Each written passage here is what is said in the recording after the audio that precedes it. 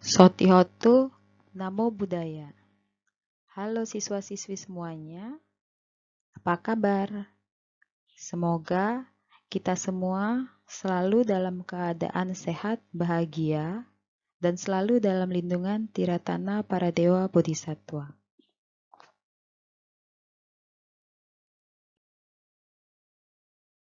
Baiklah, pada pertemuan kali ini kita akan membahas memulai dari pasca penerangan agung Buddha, yang dimana ada beberapa bagian yang akan kita bahas selanjutnya. Dimulai dari pertama, minggu kedua, minggu ketiga, minggu keempat, minggu kelima, minggu keenam, dan minggu ketujuh. Semuanya tergabung dalam 7 minggu pasca penerangan agung Buddha.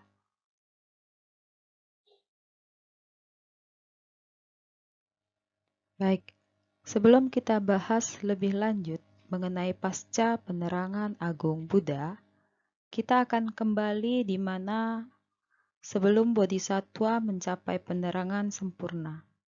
Ketika itu, bodhisattva duduk di bawah pohon ajapala dekat pohon bodhi.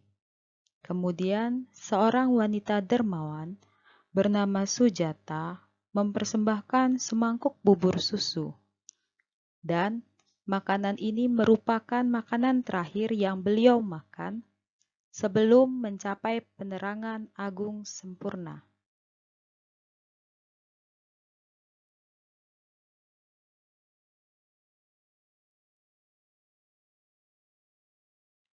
Setelah tekad kuat dan mencapai penerangan sempurna, sepanjang minggu pertama, Buddha duduk di bawah pohon bodhi, meresapi kebahagiaan kebebasan, vimutti sukha. Buddha sepenuhnya memahami hubungan sebab akibat yang saling bergantungan. Paticca samuppada dengan urutan sebagai berikut. Dengan adanya ini, maka muncullah itu. Dengan tidak timbulnya ini, maka tidak timbullah itu. Peristiwa pada minggu pertama ini dikenal sebagai Palanka Sataha, karena Buddha Gotama tetap duduk di tahta yang tak terkalahkan di kaki pohon bodhi selama 7 hari.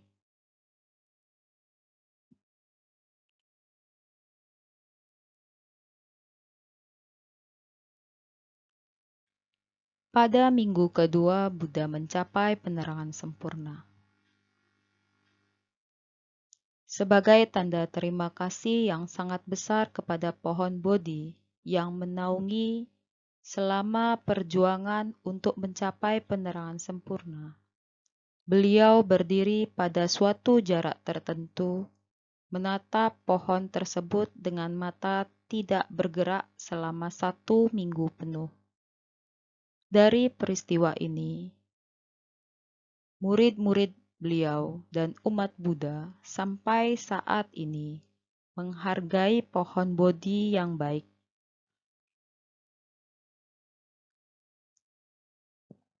Minggu ini dikenal dengan Animissa Sataha, dan tempat Buddha Gotama berdiri didirikan sebuah cetya yang bernama Cetya Animissa.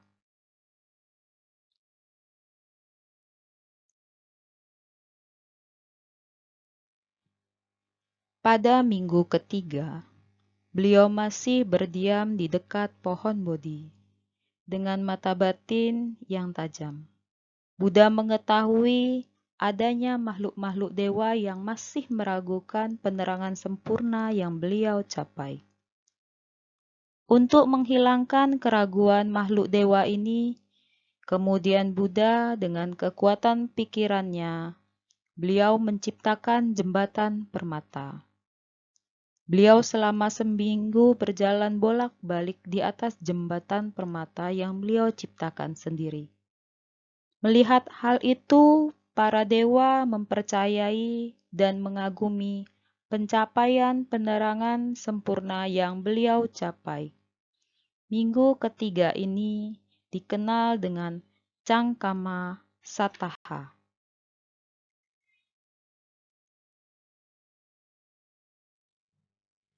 Pada minggu keempat, Buddha berdiam di kamar batu permata yang beliau ciptakan selama 1 minggu.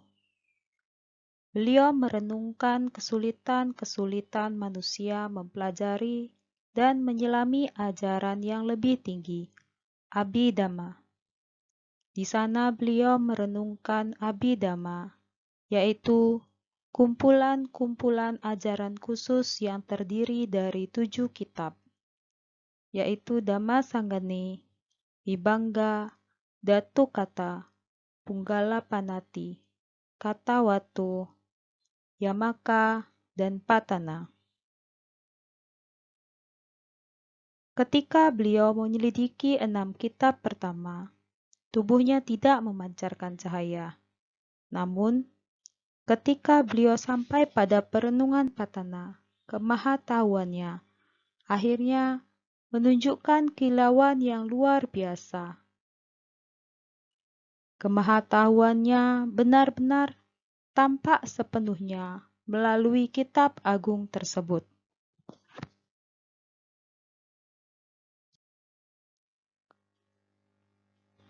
Buddha merenungkan Dhamma yang halus dan mendalam dari kitab agung Patana dengan cara yang tak terhingga jumlahnya. Pikiran dan tubuhnya menjadi sedemikian murninya karena pikiran tentang ajaran yang lebih tinggi. Pikiran dan batin beliau sangat suci, sehingga dari tubuhnya memancar 6 sinar warna, yaitu biru, kuning, emas, merah, putih, jingga, dan sebuah warna berkilau yang dibentuk dari campuran kelima warna. Masing-masing warna tersebut mewakili sifat mulia Gotama. Biru melambangkan bakti, kuning melambangkan kebijaksanaan, merah melambangkan cinta kasih, putih melambangkan kesucian, oranye melambangkan semangat. Warna campuran berarti kombinasi dari semua makna lambang. Minggu keempat yang diisi dengan perenungan terhadap Abhidhamma dikenal dengan Ratanagara Sataha.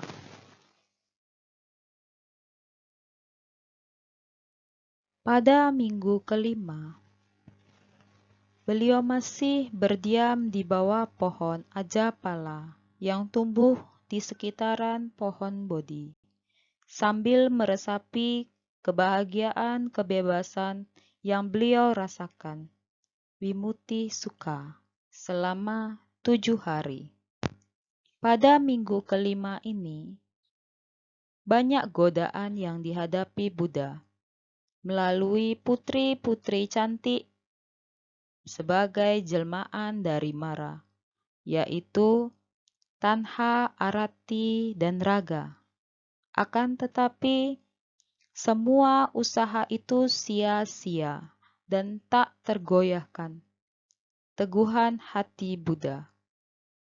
Mereka menampakkan diri sebagai 3 orang gadis yang elok dan menggiurkan, yang dengan berbagai macam tarian yang erotis diiringi nyanyian yang merdu dan bisikan yang memabukkan berusaha untuk merayu dan menarik perhatian Buddha Gotama. Tapi semua itu tidak menggoyahkan batin Buddha, sehingga akhirnya mereka pergi meninggalkan Buddha Gotama. Minggu kelima ini dikenal sebagai Ajapala Sataha.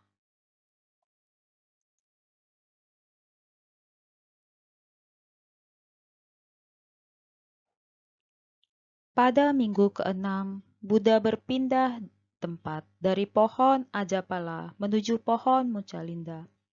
Beliau tetap menikmati sambil meresapi kebahagiaan kebebasan yang beliau peroleh. Pada minggu ke-6 ini, selama beberapa hari, datang prahara menimpa beliau melalui turunnya hujan lebat dan angin dingin yang menusuk tulang. Mengetahui hal tersebut, Mucalinda sang Raja Naga yang perkasa keluar dari kediamannya.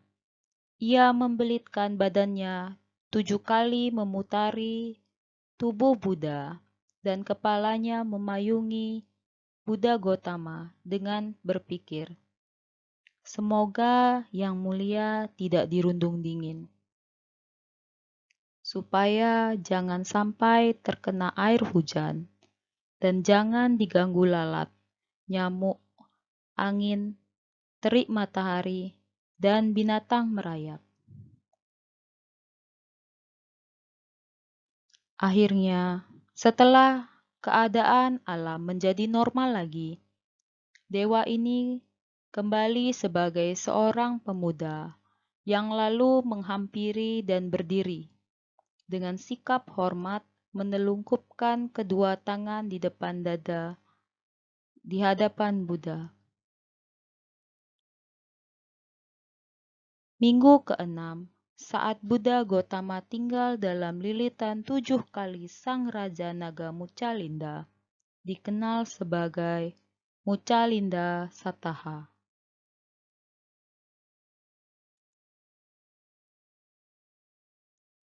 Pada minggu ke-7, Buddha dengan tenang melewatkan waktunya di bawah pohon Rajayatana dan mengalami kebahagiaan kebebasan.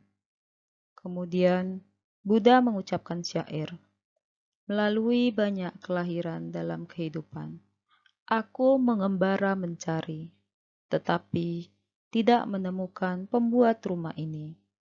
Menyedihkan menjalani kelahiran yang berulang-ulang.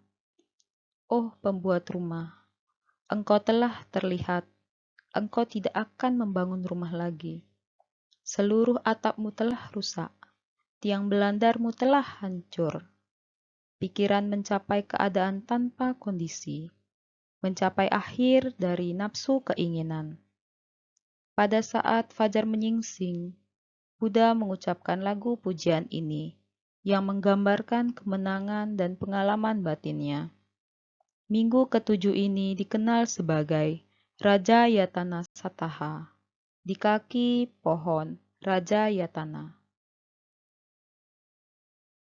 Baiklah, nilai penting yang dapat kita ambil dalam 7 minggu pasca penerangan sempurna Buddha, bahwa Buddha mengakui bahwa pengembaraannya yang lampau dalam kehidupan yang membawa penderitaan adalah suatu kenyataan, membuktikan tentang adanya tumimbal lahir, mencari obat untuk mengobati penderitaan manusia, pemberantas nafsu keinginan untuk pencapaian keadaan arahat. Kita harus terus berlatih mengendalikan pikiran dan membersihkan batin, sehingga kita mampu menghalau segala bentuk godaan. Kebahagiaan itu dapat dicapai kalau kita tidak melekat pada keinginan dan mampu melenyapkan nafsu keinginan yang tidak baik. Terima kasih. Sekian penjelasan, semoga bermanfaat. Sekian video kali ini.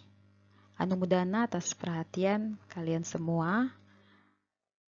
Semoga apa yang telah disampaikan dapat menambah pengetahuan dan wawasan kalian.